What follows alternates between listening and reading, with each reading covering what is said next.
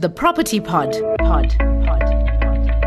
Welcome to the Property Pod with Moneyweb. The property sector is an ever-changing sector, and in this podcast series, your host Suren Naidu chats to movers and shakers in the property industry. Hello and welcome to the Property Pod, South Africa's premier property investor podcast. My name is Suren Naidu, and on this weekly Moneyweb show, we gain insider insights from leading executives, analysts, developers and entrepreneurs in the country's expansive property industry. We are looking at the home loans market in SA on the latest podcast, zoning in on the growing trend of green bonds or eco-home loans. Big 5 JSE-listed bank Absa is one of the bigger players in the sub-sector of the home loans market.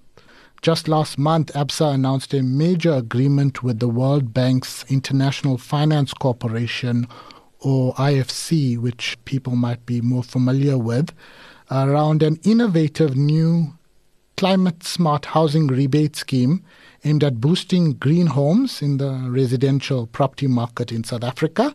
To tell us more about this, as well as give us an update on green bonds in the resi market, is Kamini Ramsamy, who is Head of Credit at Absa Home Loans. A very warm welcome to the Property Pod in a cold Johannesburg, Kamini. Thank you, Surya, and thanks for having me on. It's just been over a month that Absa and the IFC announced the innovative climate housing rebate. Where do things stand currently? Has there been an uptake from the market on this new initiative, which is, I would gather, pretty much within the green bond and eco-home loan space? Yes, Surya, as you are aware, in order to support the certified green developments in South Africa, IFC has partnered with Absa Bank to help us expand our mortgage finance program for developments that are environmentally responsible and resource efficient. Now, since this announcement, we've had overwhelming responses from interested residential property developers. We started off the first eco loan with Baldwin, and we have since then onboarded 4 developers. You will find a list of the Absa approved eco home loan developments on our website, whereby if the customer applies for a loan in these developments, they qualify for our eco home loan. How did this initiative come about with the IFC? You mentioned Baldwin and your initiative around the eco-home loans, which started way back in 2020, but that's around EDGE certification. How is this different? And coming back to the original question, how did it come about? Is it to just take things further in terms of this whole growth of green bonds and sustainability in the resi market? Partnership with the IFC has been a long-standing one for Absa. IFC partnered with Absa in 2022 on a 2 billion rand investment that was used to support the affordable housing finance in South Africa. So now with Absa's environmental and sustainability commitments, IFC took a keen interest in supporting us drive green building adoption. Now, these incentives we talk about that's recently been announced, these incentives are actually funded by the IFC UK Market Accelerator for green construction. And we call it the MAGIC program in short. This is sponsored by the UK to scale green construction across emerging markets by incentivizing financial institutions to develop green building finance products. Now, the IFC has never previously partnered with a bank on green finance beyond commercial properties. It's the first time we have the support for end user finance, or simplistically, the customer opting to purchase an eco-friendly property. Can you share some detail on how the scheme works? How would prospective homeowner benefit in terms of the actual tangible benefits around discounted? I don't know if I put it correctly, but they do get a benefit in that rebate. It's not just the property developers that benefit out of this. Essentially, there's 2 benefits to the customer when applying for a mortgage for properties valued under 5 million under the eco loan.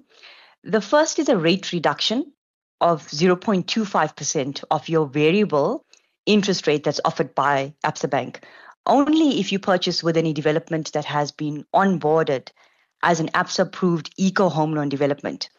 The second customer benefit is a 3% rebate up to 55,000 Rand of your offered loan amount.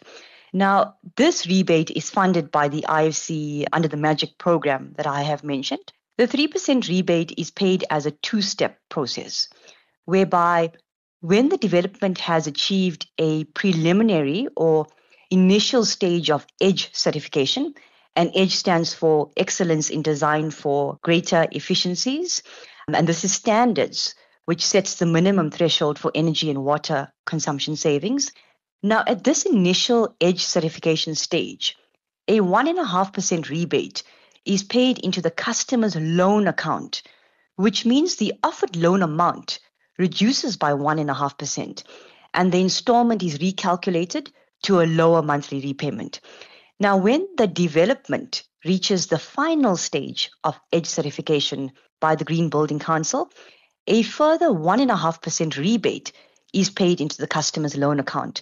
So in total, the customer's loan amount reduces by 3% up to 55,000 Rand at the end of the EDGE process, just by the customer opting to go with an environmentally friendly home. This IFC funding that I've mentioned is only available until June 2026. We have acknowledged that an eco home is slightly more expensive than a non-eco home, and the IFC rebate, together with the eco interest rate reduction, will assist the customer to opt for a greener home. Well, they also benefit from lower costs with all the solar and other elements to it. It's quite a saving. You talk about 50,000 Rand. Over the whole home loan period, that could amount to more. Am I correct, or is it pretty much restricted to that 50 or so thousand Rand? Correct. So if you take a 1 million Rand loan over 20 years, the interest savings, so the rate concession benefit that I spoke about, is about a 41,000, almost a 42,000 saving over that 20-year period. Now, the interest savings with the rebate of 1.5% comes to now 42,000 or almost 43,000. The 3% rebate in total is 30,000 Rand saving for the customer. So that's quite substantial if you think about it on a 1 million property over a 20-year period. It's quite a significant number, this whole scheme between Absa and the IFC. The press release mentions 4.5 billion Rand agreement. Does that mean Absa is looking to fund like 4.5 billion Rand worth of home loans, or does that also go to the developers? And perhaps maybe some detail, because ESG is a bigger thing, especially amongst funding institutions and the banking sector. How important is this ESG component to Absa? It is quite a significant deal for Absa, as it is funding for green buildings in South Africa that is used to address the country's power and water shortages, as well as sustainable economic growth. Now, the IFC estimates that the broader project has the potential to reduce South Africa's annual emissions by over 12,000 tons, marking a substantial environmental impact. It also enables Absa to drive our ESG commitments as a bank, as well as supporting our transition plan to address climate risk. Now, this 4.5 billion is essentially, it's an investment or a rebate that we will then pass on to the customer to assist the customer to opt for greener properties. And obviously this is a new component, but you've been playing in the space for a while with other elements like the EDGE certification and partnership with Baldwin. I know Baldwin CEO Stephen Brooks has been saying he's going to try to push the banks to get bigger discounts on the EDGE, but I'm not going to ask you about that.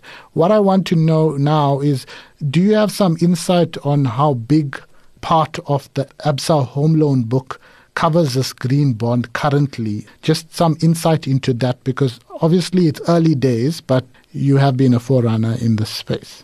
Eco loans were launched in 2020, and the interest for green buildings has been growing. It's still quite new, as you mentioned, in the market. And as more property developers adopt green construction, customer interest will grow. Expanding on sustainable finance is part of Absa's transition plan, and seeing this is being actively driven will form a greater portion of the overall Absa home loans portfolio over time. Turning to the commercial side of things, is Absa still the biggest home loan financer in South Africa? And I know it held that mantle for quite a while. Absa home loans is still very much relevant in the large mortgage finance providers in the market. Do you have some insight on the overall home loans market at the moment? I know Absa produces their homeowners sentiment index. The last one was out about a month or so ago, and I understand there's a new one that's going to come out soon. But how is the home loans market at the moment? Is it quite active, or is it still restricted with the high interest rates? So the Absa Homeowner Sentiment Index, or HSI for short, it's an indicator of the overall state of consumer confidence in South Africa's property market. The Q1 2024 results from the index was quite positive in that we saw a 4% increase in the index from Q4 last year. And this is a positive sign that although the general environment is still strained, the sentiment around property in the future is starting to look more promising. So we've noted increases in the sentiment for property buying, investing in property, and for buying versus renting. Customers have indicated that they feel slightly more confident to buy in respect of the overall financial position and affordability. The main drivers for buying sentiment include growing families and the need for more space. Interestingly, significantly more first-time home buyers feel it is an appropriate time to buy compared to Q4 2023. It's interesting you mentioned that another major bank has also intimated about this increasing interest. Obviously, there's a lot of expectations now with interest rates having stuck at this high level for over a year now. On that note, what are Absa's home loans expectations around interest rates falling? Will it come this month, or is that perhaps too soon, because people have been looking for the decline for quite a while, but there is some expectations for possibly September or November? So the Absa research view is for a shallow, it's for a shallow cutting cycle to begin in November this year. So essentially a one rate cut of 25 basis points in November and two or more of similar magnitude next year in Jan and March. So although some of the risks around inflation outlook have improved slightly since the last MPC meeting, the committee made it clear that the job of getting inflation back to the midpoint of the target range is not yet done. So with uncertainty still high, Absa believes that the committee is in no rush to ease and will prefer to wait to see further easing in headline CPI inflation and further convergence in inflation expectations to the midpoint of the target range.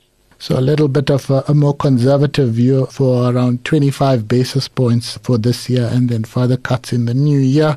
Kamini, I appreciate your time on the podcast today. That was Kamini Ramsamy, Head of Credit at Absa Home Loans. Thanks for listening to the Moneyweb Property Pod with Suren Naidu.